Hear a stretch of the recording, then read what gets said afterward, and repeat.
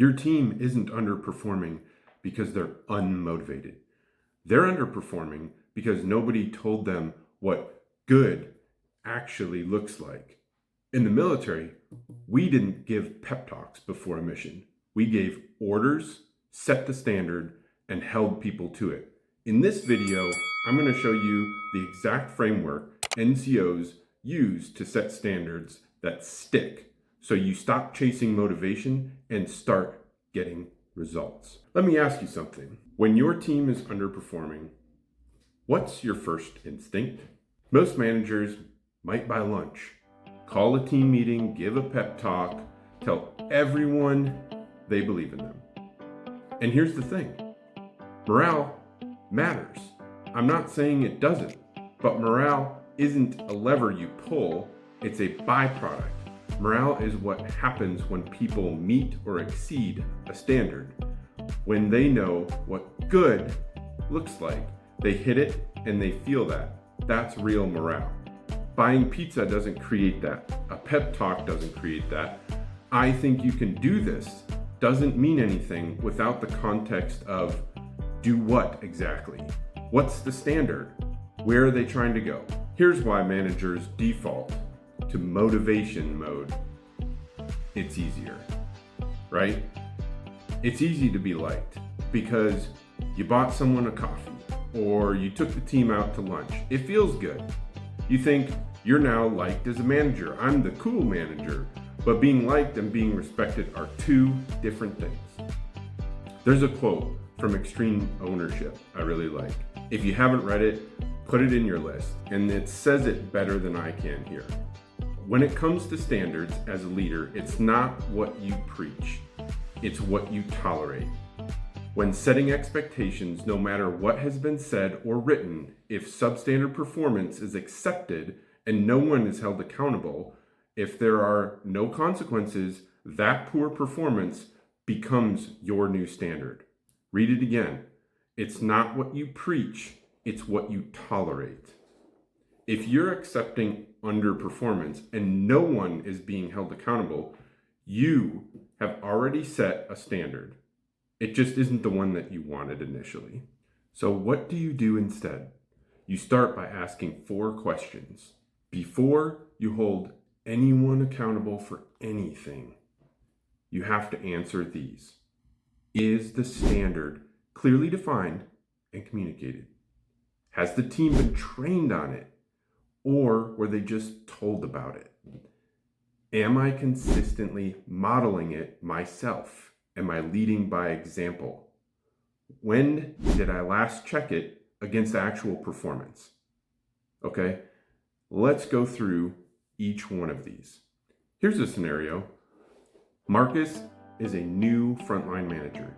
He just took over a warehouse shift. His team keeps missing the first outbound load time.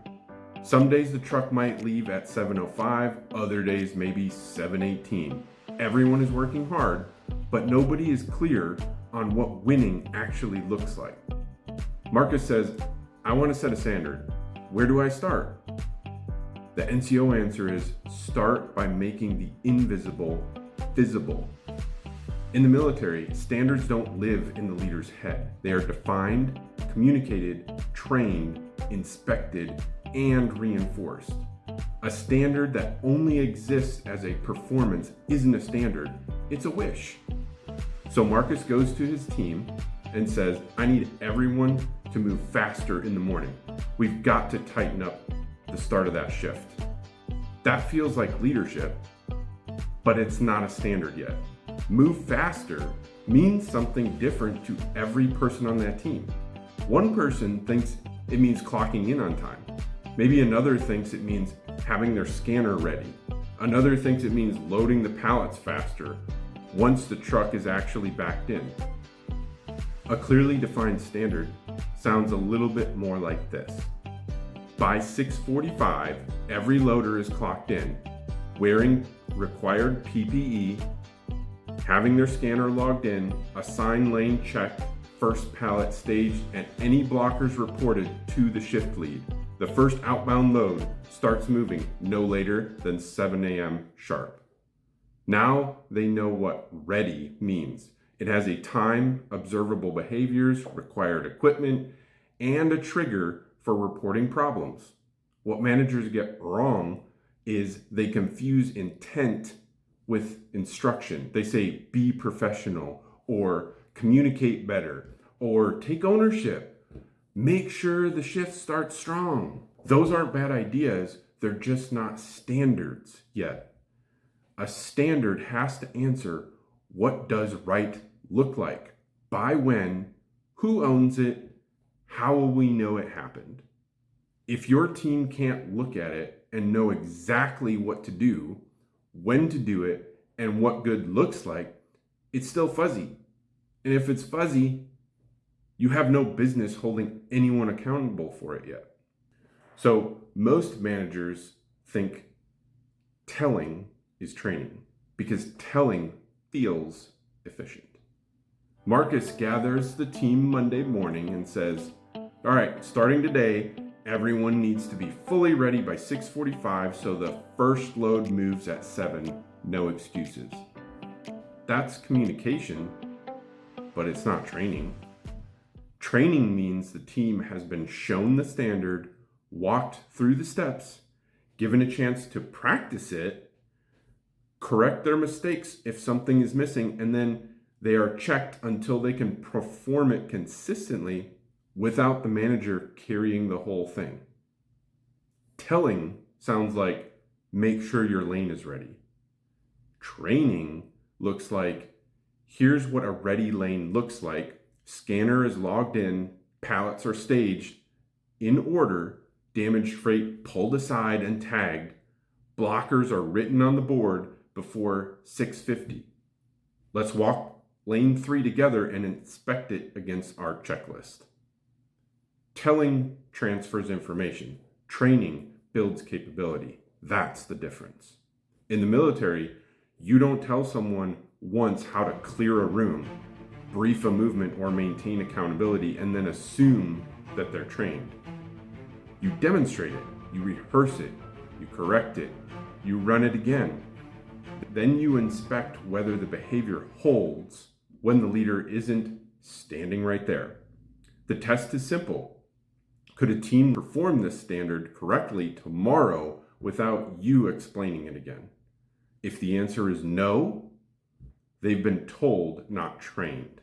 In the military, one of the first things drilled into future leaders is this: eyes are always on you. Your people are not listening, they are watching.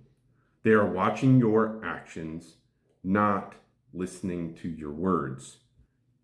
Do as I say, not as I do. You've heard it. I've seen leaders do it, inside and outside the military. They operate exactly the same way. And the moment anyone below them catches it, they lose respect. Not partially, not temporarily, it's gone. I had a supervisor once who came up to me at the end of the shift and said, it's time to clean up. Why aren't you guys cleaning up? So we stopped what we were doing and we started cleaning up like we were supposed to.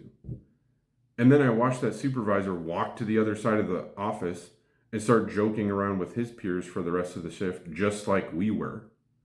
The whole team saw it. We're all responsible for the cleanup. Nobody said anything, but everybody saw it. That's the moment where the standard dies. Not in a meeting, not in a policy document. It dies the moment the person that's enforcing it exempts themselves from it. It's not your rank, it's not your position that sets the standard. It's your behavior. It's the actions and what you do. The military does a really good job of writing standards down. SOPs, work instructions, policy guidance, it's all documented. So when a leader wants to inspect, they pick up the checklist. They go watch the process and compare what they see against what is actually written down. Most civilian managers set the standard once and assume it's happening.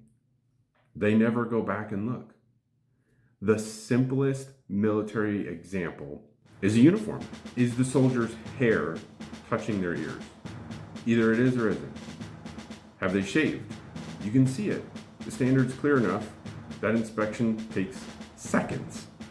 That's the point. Clarity of standard is what makes inspection possible. You cannot inspect what you cannot define. If your standard is be professional, how do you inspect that? You can't. But if your standard is every customer email is responded to within 4 business hours, you can check that today, right now. So when did you last actually go look? Not ask, not assume, but actually go look. If the answer is, I don't remember, that might be your action item for this week.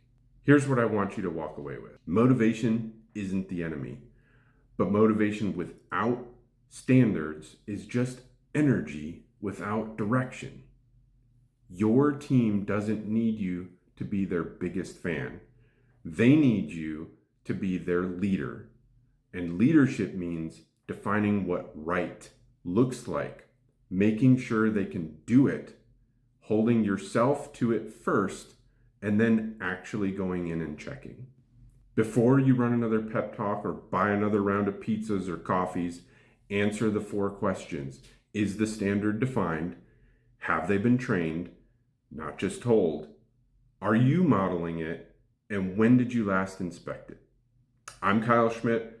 This is Frontline Command. I'll see you in the next one.